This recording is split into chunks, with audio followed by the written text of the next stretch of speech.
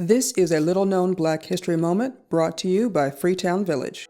Corydon Colored School was the only school for African Americans for decades in Corydon, Indiana. Built for elementary and high school students in 1891, the first student graduated in 1897. Many of the students were descendants of about 100 formerly enslaved African Americans brought to the Corydon area from North Carolina. One of the descendants was Leora Brown.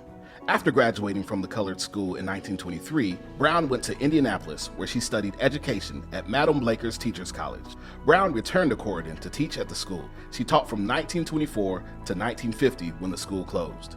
Leora Brown's niece, Maxine Brown, purchased the abandoned property in 1987 and renovated it. The school was renamed the Leora Brown School and is used today for community functions. It is listed on the Indiana Register of Historic Places and is part of the Indiana African American Heritage Trail.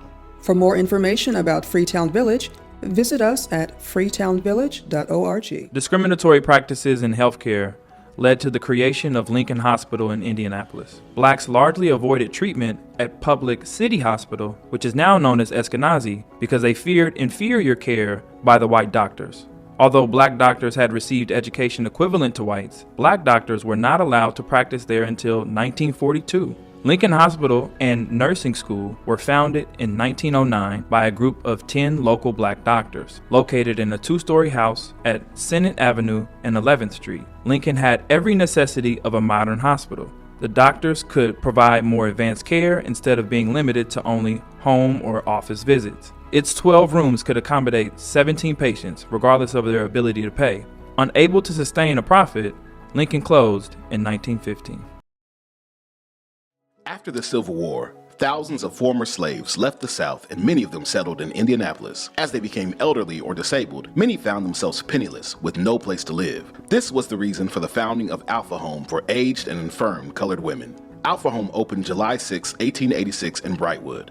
It was the first home for elderly African American women in Indiana, and it was one of a few such homes in the nation. It was started by Indianapolis resident Eliza Goff, herself a former slave and domestic worker. The home was supported by African Americans, including Madam C.J. Walker. Men were admitted to Alpha Home starting in 1918. After several fires, the home moved to 1840 Boulevard Place, where up to 26 men and women could live. There would be other moves before a new home was built at 2640 Cold Spring Road, where the home is operated today by the Waters community.